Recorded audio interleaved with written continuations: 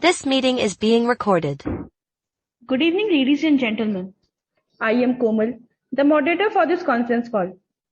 Before we begin with, I would like to extend my warm welcome to all of you for joining us today.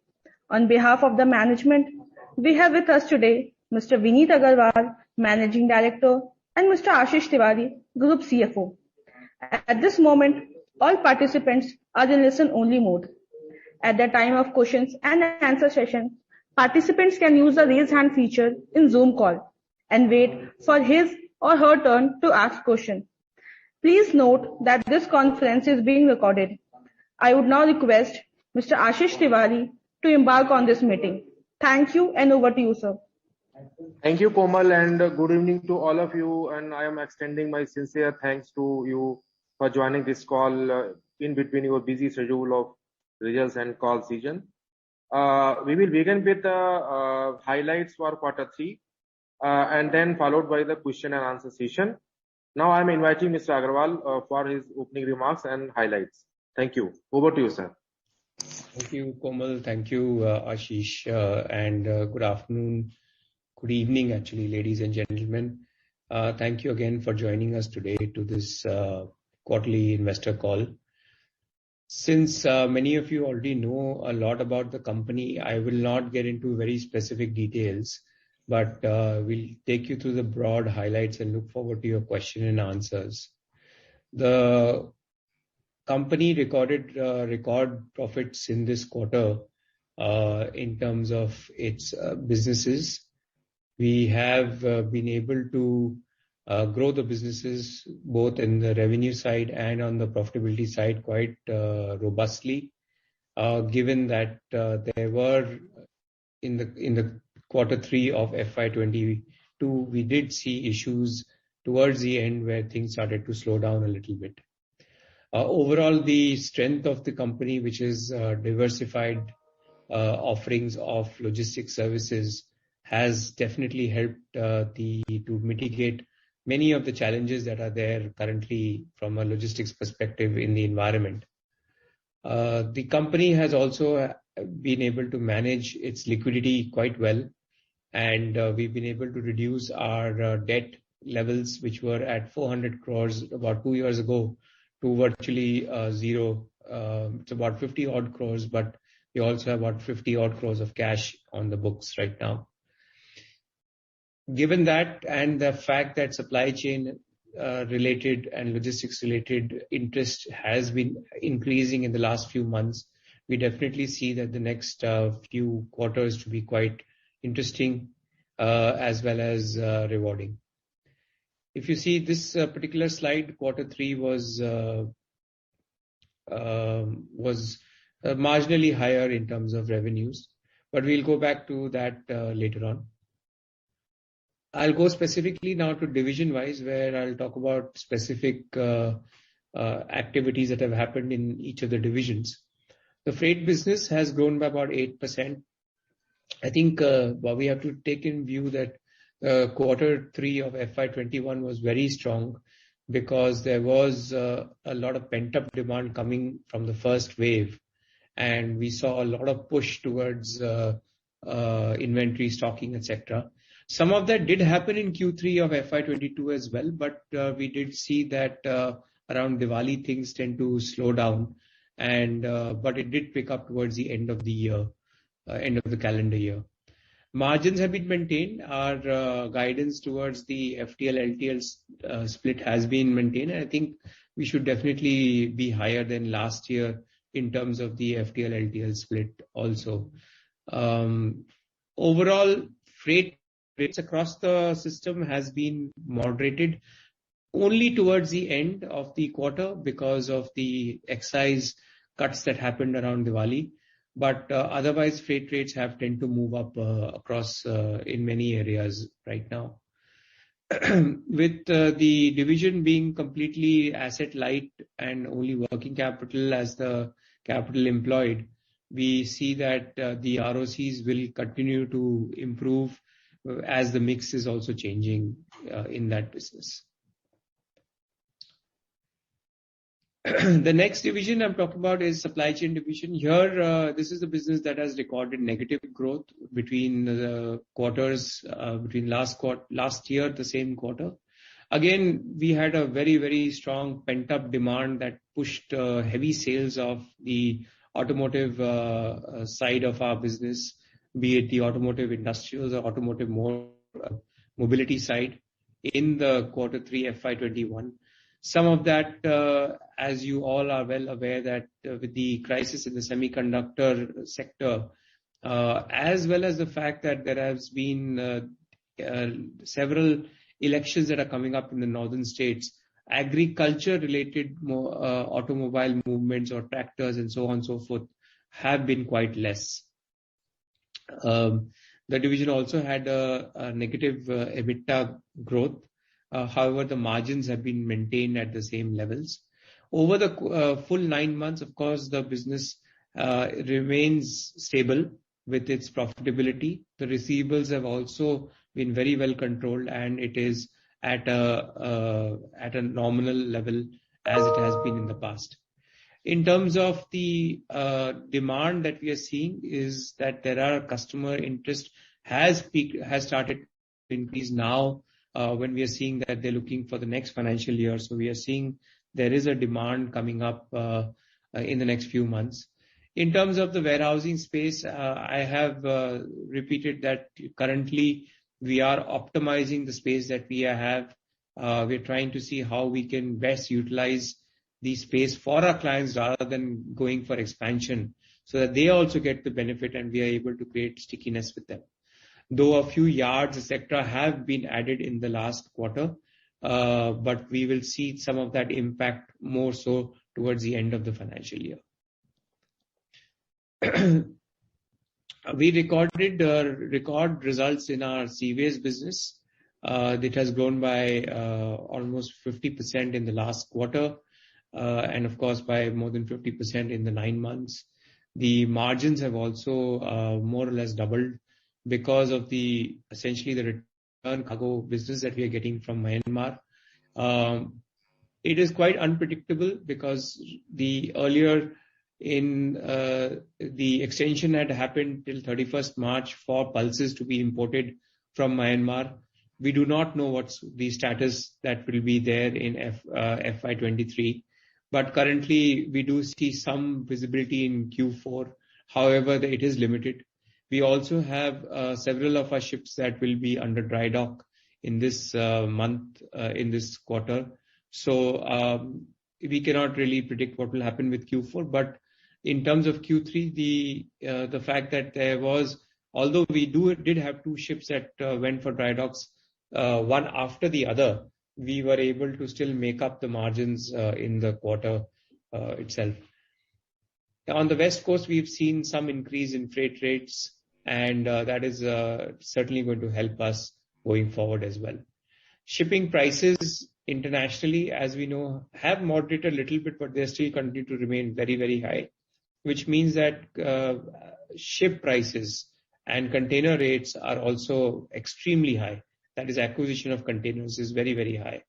So that has helped, that has actually led to deferment of our capex plan also in this financial year, as it is just completely not viable to acquire those ships at those rates right now. We are confident of achieving our goals for the quarter, for the year as well in that business.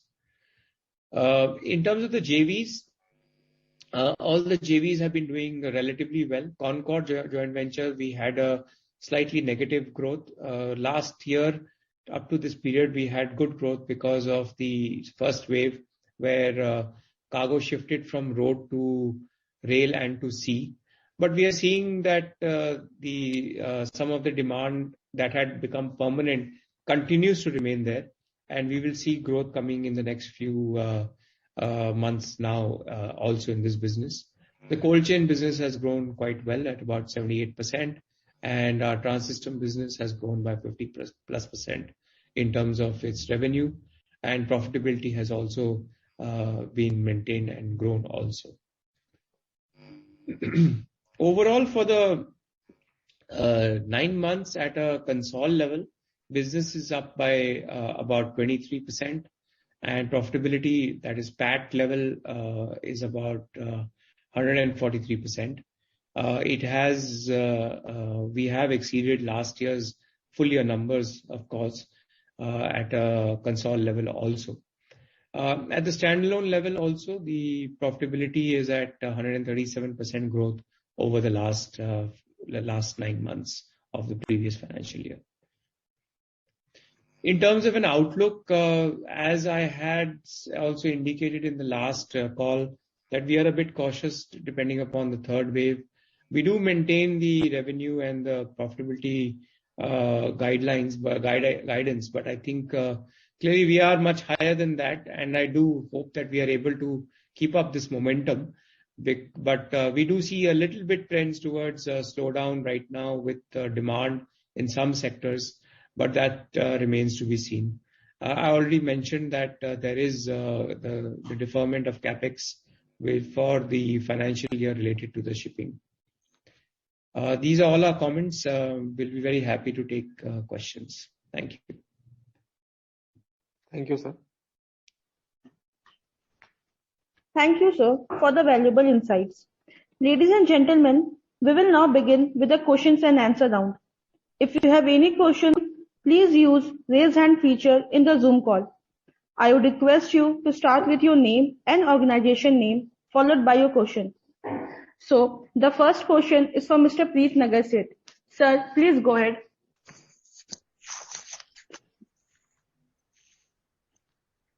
Yeah, hi there. Am I audible? Yeah, please go ahead. Okay, right. All right. Thanks, Vineet. Thanks, Ashish. I think terrific numbers. So, Vineet, I think you've kind of given an update on all the things I would have liked to know, but my question is more on in terms of future trends. I think, be it IoT or be it other technologies that are coming into play. Can you give a sense, in your view, how you see the landscape changing over the next 2 to 3 years, and how TCI could well be positioned to take advantage of that?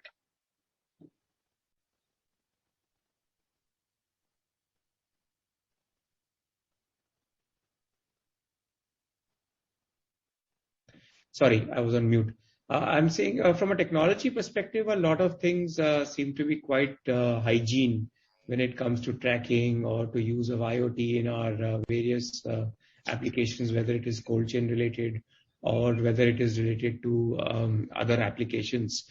However, a lot of movement has also happened towards mobile.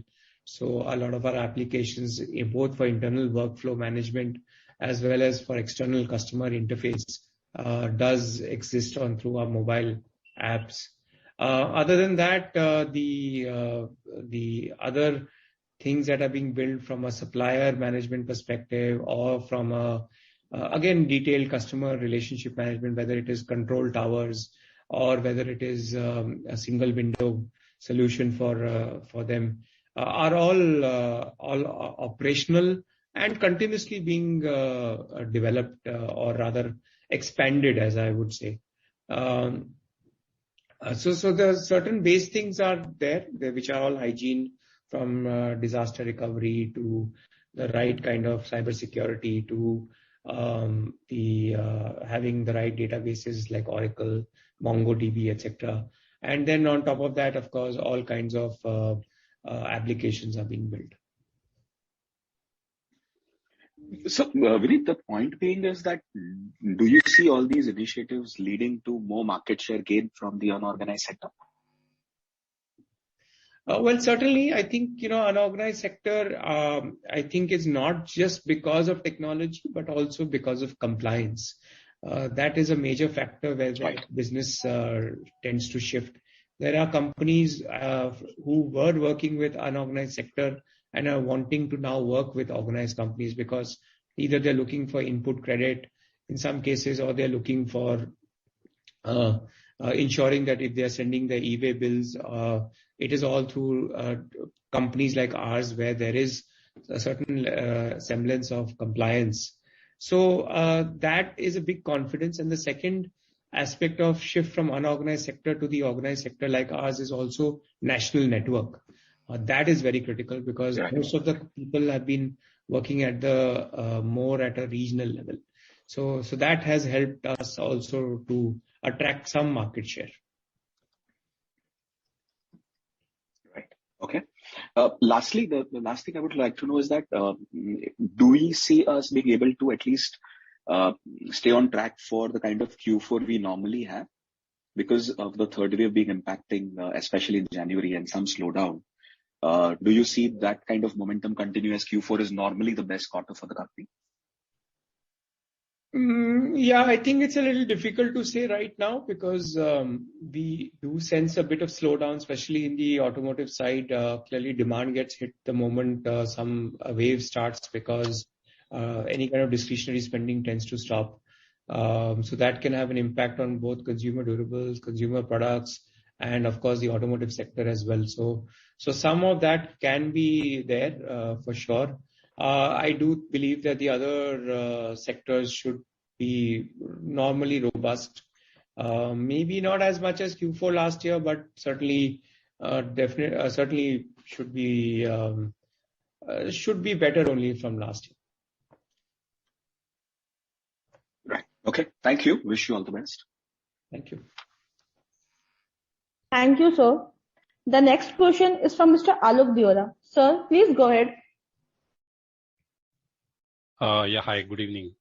Sir, congratulations on great numbers. Just a couple of questions. So first is on the margin. So we have seen that even in the second quarter, and which actually got reflected in the third quarter as well, that we have been able to maintain very strong margins because of the CVS division. You mentioned about that some ships will now go into dry docks and even the return load might not continue. So if you could just provide some sense on the Q4 margins especially in the CVS segment. So that is question number one. Yeah, I think I have to be a little careful and not to give forward-looking statements specifically. So I can say that yes, the Myanmar kind of business is active till the 31st of March because that's what the government has declared. And if it gets extended after that, certainly we can continue to get that benefit. We had 2 dry docks that happened last quarter, and the margins were maintained. We have 2 dry docks in this quarter, so I don't think the impact should be extremely large or negative from that perspective. Sure. And also, if you could just throw some light on the 3PL segment, because that is like one of the segments which is kind of not really performing for us. So when do you see that kind of picking up? Because, while other segments are doing pretty well, it's just this segment which kind of been a drag. Yeah, I think we've been very careful not to buy revenues in this division because it's very easy to go ahead and get business, but at virtually no margins or at poor margins. Even at loss, some companies are taking businesses in the supply chain kind of business at loss. We are avoiding that completely because we want to protect our margins. Clearly there are challenges with the automotive sector today with semiconductor crisis, and we know that as we see with other with the OEMs today. Consequently, there is a challenge with the tier 1, tier 2 suppliers as well. Simultaneously, there are impact on the warehousing side with companies like that are in the consumer durable side. So they are also facing some challenges. And then simultaneously, you're seeing a demand crunch right now because of the third wave. So given all of that, it doesn't bode too well for the sector as a whole, but there is a lot of pent-up demand, as we know, with the automotive sector. There is, all the OEMs are talking about a large gap in terms of demand and supply, which means that as and when the crisis, the semiconductor crisis gets resolved or is getting resolved, we are seeing that on the production side, production logistics has started to increase, and we are seeing that already. So that will push the growth in the next few quarters, followed by the final product deliveries in the next few quarters. So I think the trends are now, I think we are hitting the lowest points, and it's all going to be positive from here. Sure. Just one last question from my side. So, based on the discussion, we understand that the new ship we are not looking to buy it anytime soon. So we are already clocking nearly 150 crore sort of a quarterly revenues in the Seaway segment. So based on the existing, ships which we have, how much revenues we can kind of do in assuming we don't go ahead with the new ship in the next year as well? So as is basis without the new ship, we should definitely, and so there are lots of assumptions in that. One is, of course, there is no new ship. The second is, of course, that the Myanmar business continues as is. The third is that the freight rates continue to be stable, and which is a consequence of also to some extent bunker prices. So given all of these assumptions on an as-is basis, and the fact that we would have possibly, I think, 1 or 2 ships less, definitely, I think only 2 ships versus 4 ships in this financial year that might go for dry dock. So given all those assumptions, I think we should be able to, the margins will definitely come down, but not to that extent.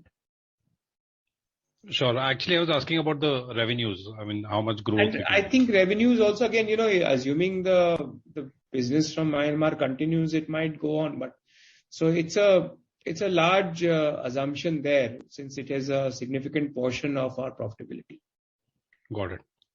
Thank you and all the best, sir. Thank you. Thank you, sir. I would request participants to start with their name and organization name, followed by their question. The next question is from Mr. Rakesh Sethia. Sir, please go ahead. Yeah, this is Rakesh from HDFC Mutual Fund. Thanks for the opportunity. My question is regarding the Seaway division. I mean, obviously a lot of revenue seems to have come from, if I just look at last 2 years' number, from the shipping division. What I specifically want to understand is in the scenario, let's say the Myanmar volumes goes down, what is the kind of sustainable revenue and the margins we would be doing from this business? Yeah, so margins and revenue are at a pre-Myanmar level were at 25% EBITDA levels. And so if you can see, even last year, Ashish, if you can just put that on full screen.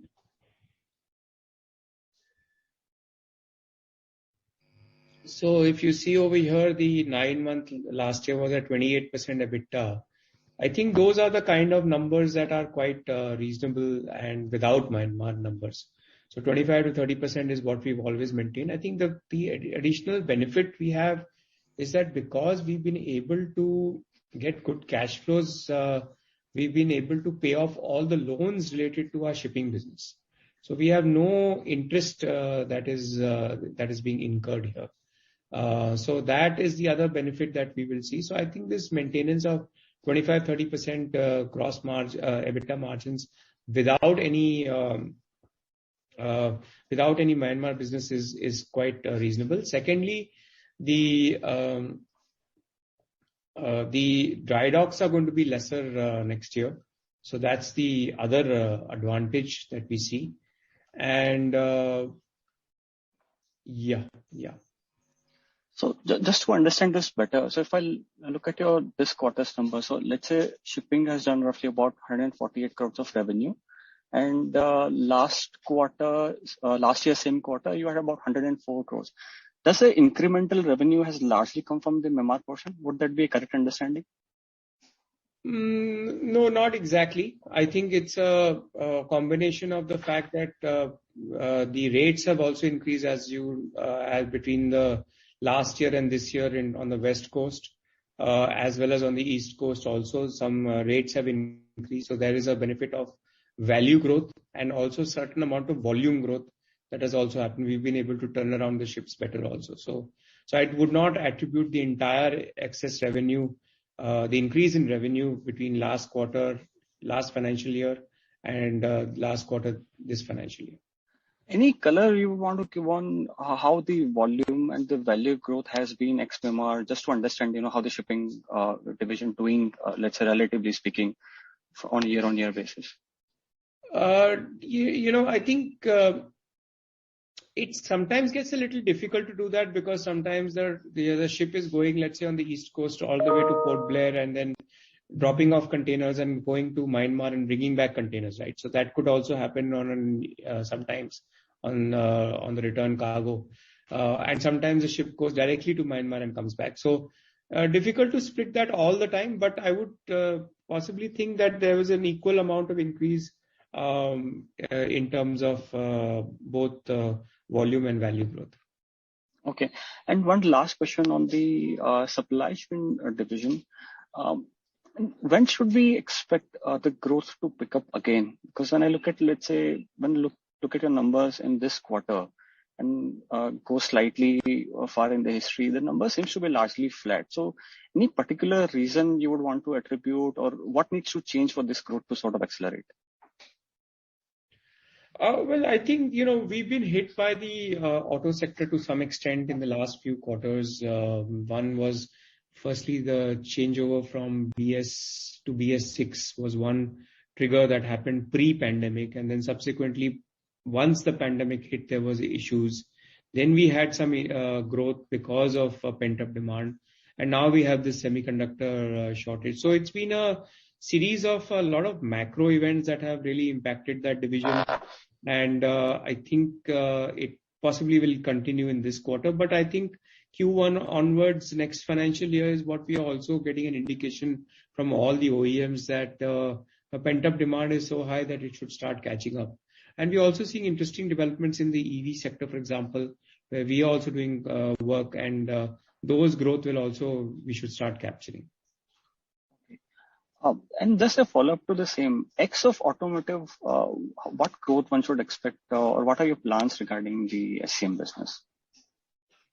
Yeah, so automotive itself is quite diversified, as you know. In the automotive side, we have the two-wheeler, three-wheeler, four-wheeler, that is commercial vehicles, agricultural equipment, earth-moving equipment. So, and then the tier 1, tier 2 suppliers, etc. And the non-automotive consumer durables, chemicals, the pharmaceuticals, and the FMCG, retail, all of those sectors are there, and we do expect that growth to be definitely a lot faster than, well, I wouldn't say faster in terms of perhaps percentage-wise, maybe faster, but quantum-wise, of course, a 10% increase in our automotive business is a substantial increase on the non-auto side. So I think quantum-wise it might be the same increase, but percentage-wise it might be lower in the non-auto. Understood. Thank you so much for the opportunity, and all the best. Thank you, sir. The next question is from Mr. Krupa Shankar. Sir, please go ahead. Yeah.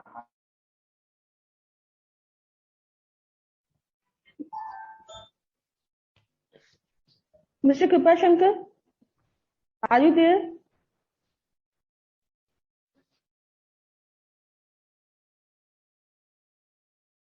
Are you on mute? Yeah. I'm audible now. Sorry, I was not able to unmute myself. Yeah. Okay.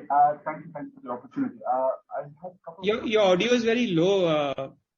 Can you be a little louder, please? Is it better now? Yeah. Yeah, thank you. I have a couple of questions from my side. First on the freight segment side.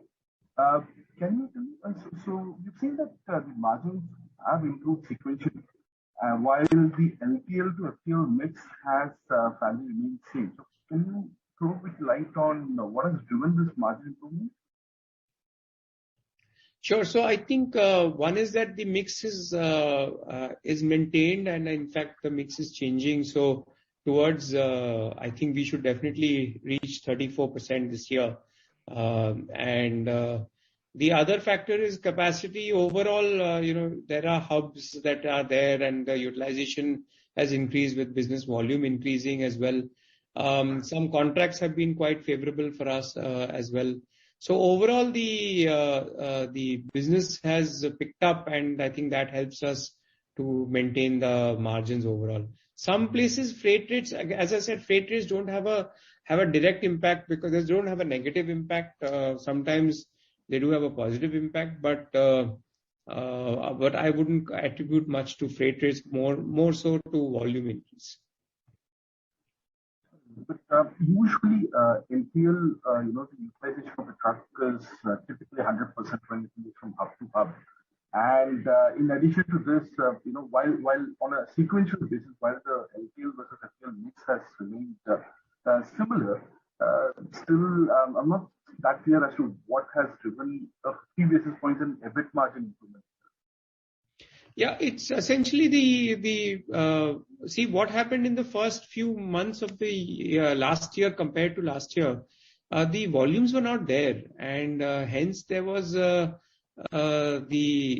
ratios came down quite unfavorably. If you remember the first quarter of the pandemic year 2020, and the second quarter, because MSMEs were badly hit, we saw volumes come down. In fact, that ratio had gone down substantially from 33% to perhaps around 30-ish%.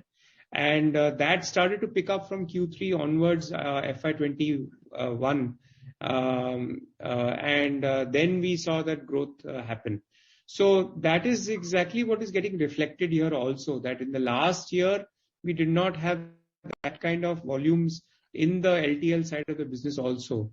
So that had an impact on the EBIT margins. Okay.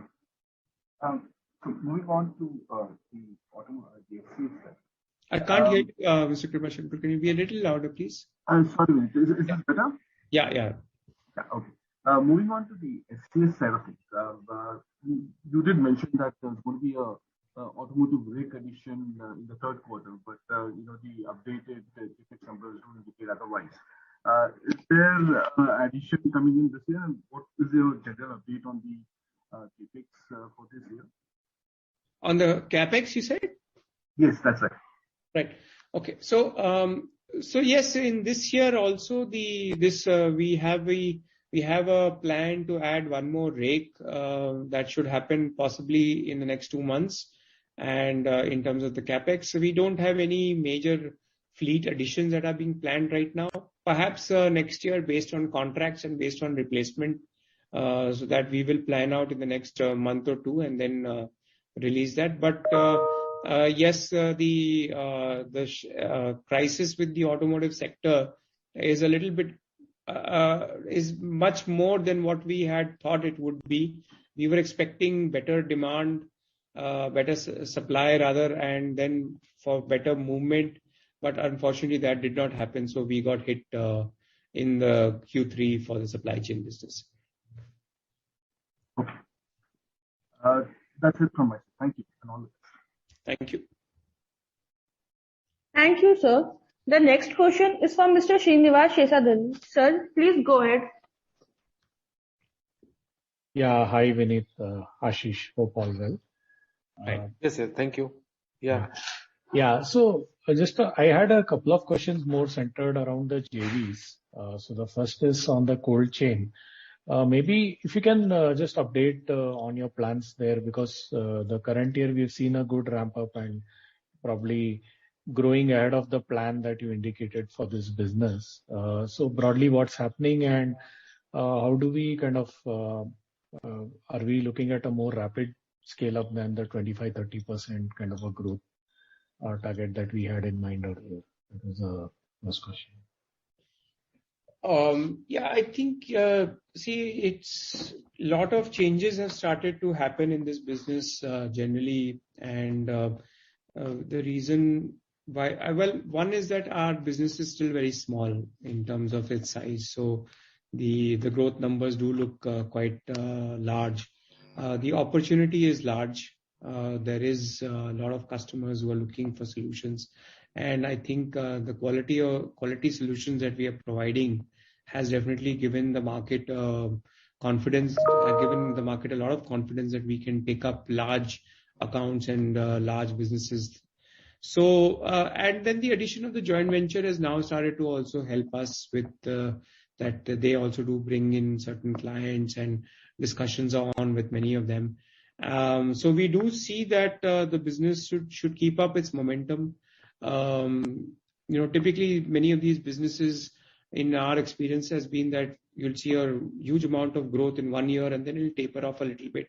And then again, we'll see the growth pick up because you tend to consolidate some of the new business that you get. So I think the growth plans are similar in terms of what we have said, about 25% CAGR for the next 3-4 years. I think we should be able to definitely maintain that. Okay. And could you also kind of provide some little bit more detail on what are like the top 1 or 2 segments as they're developing today and where the potential lies to grow here? Well, we do work, as I said, mostly in the FMCG side. We do a lot of work. We do work on the dark kitchen, dark cloud, the cloud warehouses also. We do work on some chemical companies also, but less on the dairy and less on the fruits and vegetable kind, which is typically tends to be a little bit more low value. So we are a little bit more focused on the higher value items, including QSRs. We do work with several QSRs. Okay, great. Thank you. The second question is on Trans System. Now, this JV has surprisingly bucked the trend in terms of, as I understand it, it is also a bit of a supply chain type business. Though, generally the industry has been slow on the automotive side, but this JV seems to be doing quite well. So maybe some commentary there on whether it's more driven by the anchor client who has been doing better, or is it that you're also winning some meaningfully new business in that JV? Yeah, you're bang on. I think it's the anchor client. It's Toyota in this case, and Toyota, as you know, has done much better than any of its competitors, not just in India but also globally. And that has helped us to ensure that we've seen growth. So that's, again, I think I cannot re-emphasize the importance of the diversified offerings that we have and the diversified customer engagements that we have. It's not that some of our competitors where 50% of their business is coming from one company and their volumes and business tends to get affected because of that. Yes, we have a large dominance in the automotive space, but it is also diversified clientele base, diversified clientele base apart from the fact that it's not just in one type of business, not like only four-wheelers. It's other things as well. So I think all of those factors help us to sort of, have balancing trends when it comes to our overall business. Got it. All right. Thank you so much and wish you. Thank you. Thank you, sir. The next question is from Mr. Prateek Kumar. Sir, please go ahead. Hello. Yeah, good afternoon, sir. My first question is on diesel prices. So after this 10-15% odd cut which we saw in November, so how was that passed by company to customers across segments, or was that retained, which also benefited our margins? In what? Sorry, 12-13%? Diesel price. Diesel price. Okay. No, it's a pass through. No, diesel price we cannot keep. It's a cost to us, so we have to pass through. And you're saying the fall in price. Sorry. So the fall in price, like for example, in freight segment, you have 30 odd % is LTL now. So is that LTL segment at least not so much susceptible to price changes when it falls? Yeah, well, customers are much smarter than us, so they obviously demand for lower prices as soon as these diesel prices also come down. We're able to maintain it to some time, but then ultimately you do have to pass it on back, whether it is LTL, whether it is FTL. And the bunker rates in shipping segment, have they also remained inflated? Or the freight prices, or they also saw some softness after? I don't know if the price were cut there. No, the bunker prices are more or less stable. They've not been they've not been cut much. There's marginal, I think, impact. We can put out the slide, yeah, Ashish. Yeah.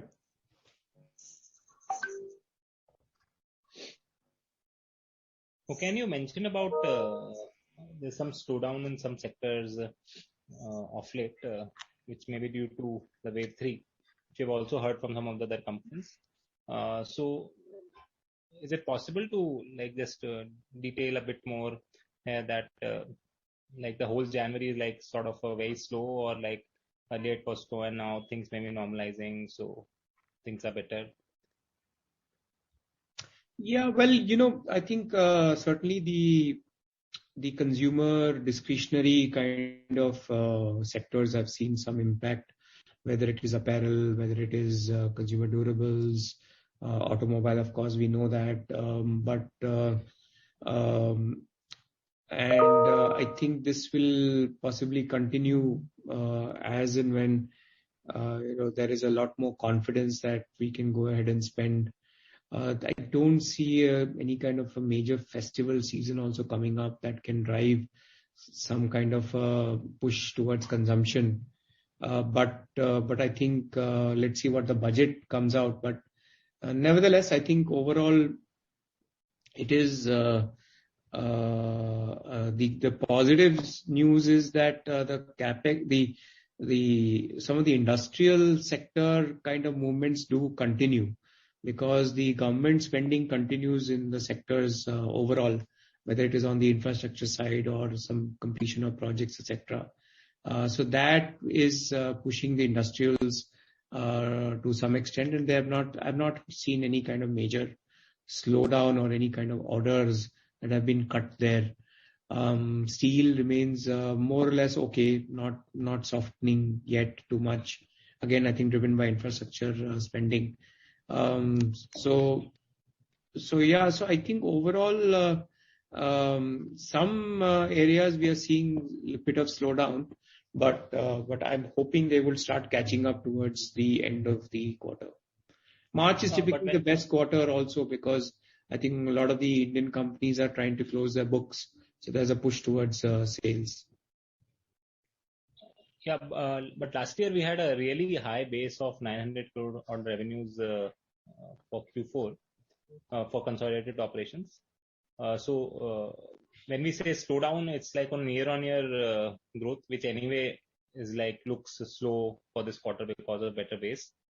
So Q4 may have a slight dip also in that sense when we say if there's a sequential slowdown. So I think we are running up for a very high base comparison for next quarter.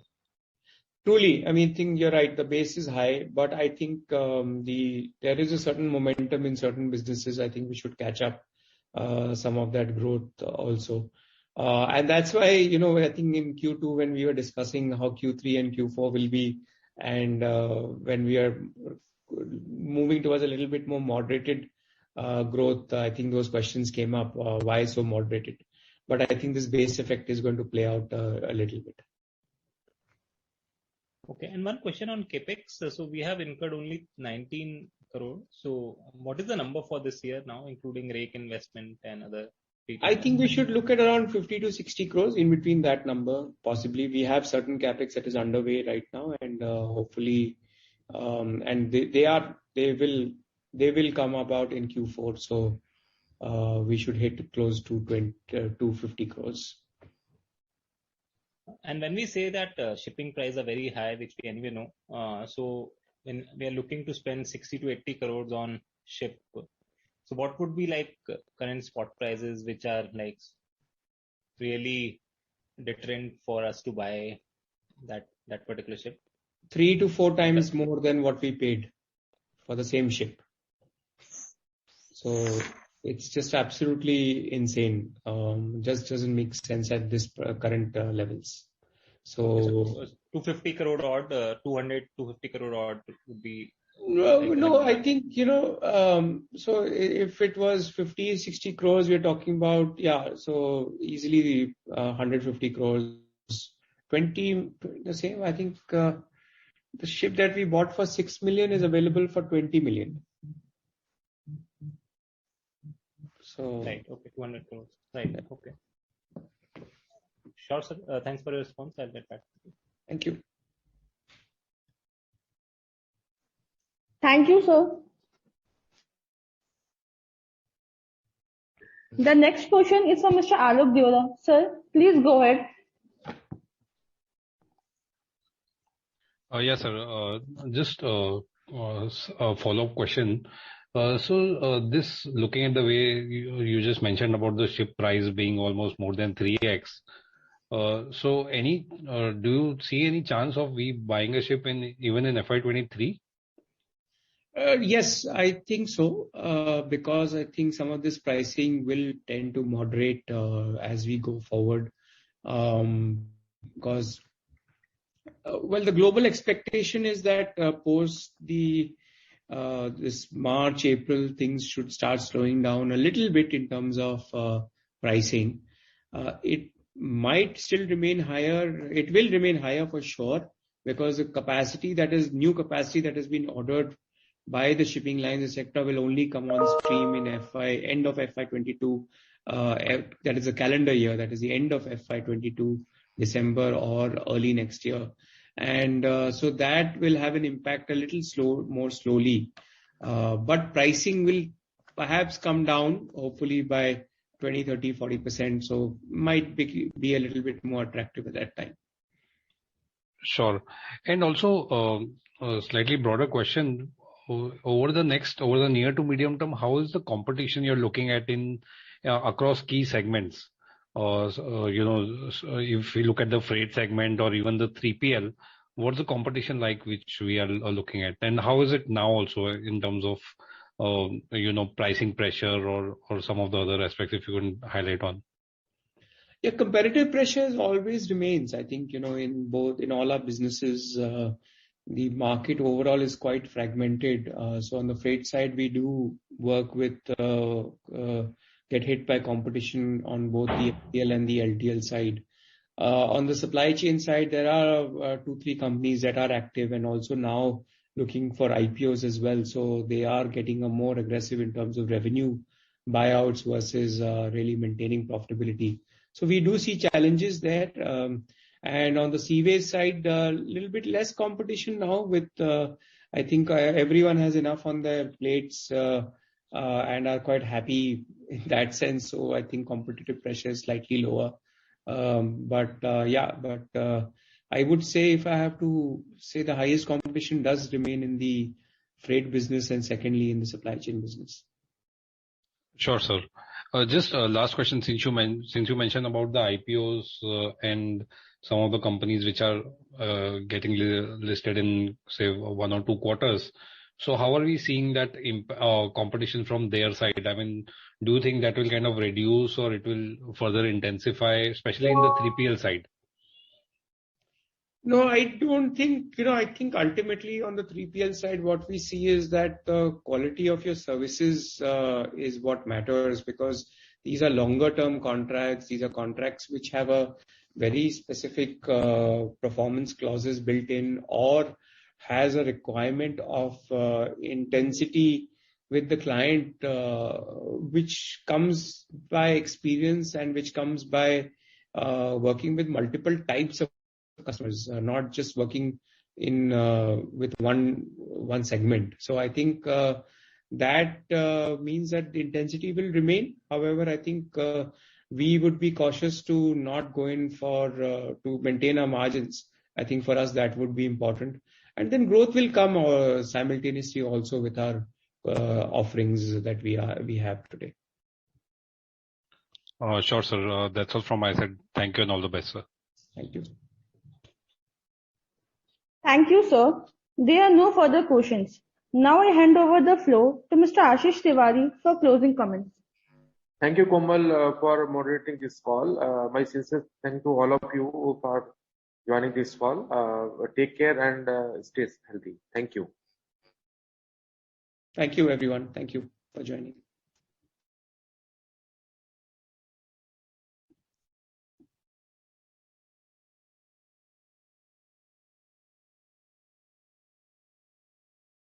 The recording has stopped.